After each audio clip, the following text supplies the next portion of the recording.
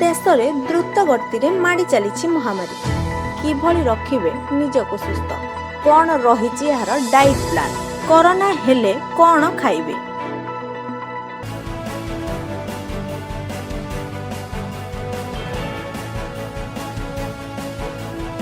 ପ୍ରତିଦିନ 3 ଲକ୍ଷରୁ ଅଧିକ କରୋନା ଆକ୍ରାନ୍ତ ଚିହ୍ନଟ ହେଉଛନ୍ତି।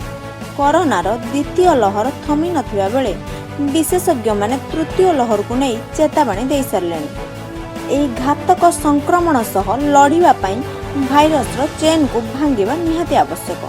ଏଥିସହ କରୋନାରେ ଆକ୍ରାନ୍ତ ହେଉଥିବା ରୋଗୀ ମଧ୍ୟ ଶୀଘ୍ର ଭଲ ହେବା ଜରୁରୀ।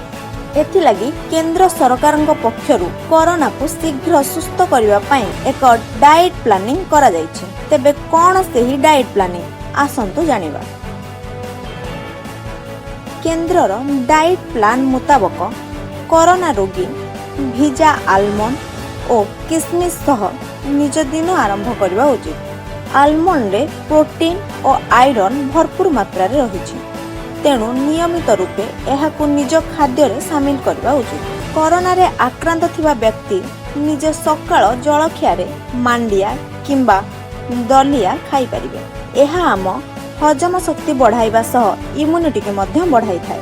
ଫାଇବର ଯୁକ୍ତ ଖାଦ୍ୟ ଖାଇବା କରୋନା ରୋଗୀଙ୍କ ପାଇଁ ବେଶ୍ ଲାଭଦାୟକ। ଖାଇବା ବେଳେ ଗୁଡ଼ ଓ ଘିଅ ଖାଇବା ପାଇଁ କେନ୍ଦ୍ରର ଡାଏଟ୍ ପ୍ଲାନିଂରେ କୁହାଯାଇଛି। ଏ ଦୁଇଟି ଜିନିଷ ଆମ ଶରୀରକୁ ଗରମ ରଖିଥାଏ। ଏଥିସହ ଏହା ଆମ ଇମ୍ୟୁନିଟି ପାୱାରକୁ ମଧ୍ୟ ବଢ଼ାଇଥାଏ। ରାତ୍ରି ଭୋଜନରେ ଆପଣ ସାଧାରଣ ଖେଚୁଡ଼ି ଖାଇପାରିବେ। ଏଥିରେ ସେହି ସବୁ ପୋଷକ ତତ୍ତ୍ୱ ମହଜୁଦ ଥାଏ ଯାହା ଆମ ଶରୀର ପାଇଁ ଆବଶ୍ୟକ। ଏହା ରୋଗୀଙ୍କୁ ଡାଇରିଆ ଭଳି ସମସ୍ୟାରୁ ଦୂରେଇ ରଖିବା ସହ ସହାୟତା କରେ। ନିଜର ଡାଏଟ୍ରେ ପ୍ରୋଟିନ୍ ଯୁକ୍ତ ଖାଦ୍ୟ ସାମିଲ କରନ୍ତୁ। ଚିକେନ୍, ମାଛ, ଅଣ୍ଡା, ପନିର, ସୋୟାବିନ୍ ଏବଂ ବାଦାମ ଖାଇବା ପାଇଁ ପରାମର୍ଶ ଦିଆଯାଇଛି। ଏସବୁରେ ପ୍ରଚୁର ମାତ୍ରାରେ ପ୍ରୋଟିନ୍ ରହିଛି। ପ୍ରତିଦିନ 5ଟି ରଙ୍ଗର ଫଳ ମଧ୍ୟ ଖାଇବା ଉଚିତ।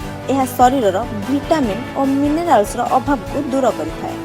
ଏଥିସହ ହୋମ୍ ଆଇସୋଲେସନରେ ଥିବା ବ୍ୟକ୍ତି କମ୍ ପରିମାଣରେ ଡାର୍କ ଚକୋଲେଟ୍ ମଧ୍ୟ ଖାଇପାରିବେ। କ୍ଷୀରରେ ହଳଦୀ ମିଶାଇ ପ୍ରତିଦିନ ପିଇବା ଉଚିତ। ଏହା ଶରୀରର ଇମ୍ୟୁନିଟି ବଢ଼ାଇଥାଏ। ଏଥିସହ ଅଲିଭ୍ ଅଏଲ୍ କିମ୍ବା ସୋରିଷ ତେଲରେ ଖାଦ୍ୟ ପ୍ରସ୍ତୁତ କରନ୍ତୁ। କରୋନା ସଂକ୍ରମିତ ହେଲେ ନିଜକୁ ହାଇଡ୍ରେଟ୍ ରଖିବା ଅତ୍ୟନ୍ତ ଜରୁରୀ। ସାଧା ପାଣି ବ୍ୟତୀତ ଆପଣ ନିୟମିତ ଭାବରେ ଘରେ ଲେମ୍ବୁ ପାଣି ଏବଂ ୱାଟରମିଲନ୍ ମଧ୍ୟ ବ୍ୟବହାର କରିପାରିବେ। ଏହା ଶରୀରକୁ ହାଇଡ୍ରେଟ୍ ରଖିବା ସହ ଆମର ରୋଗ ପ୍ରତିରୋଧକ ଶକ୍ତିକୁ ମଧ୍ୟ ବଢ଼ାଇଥାଏ।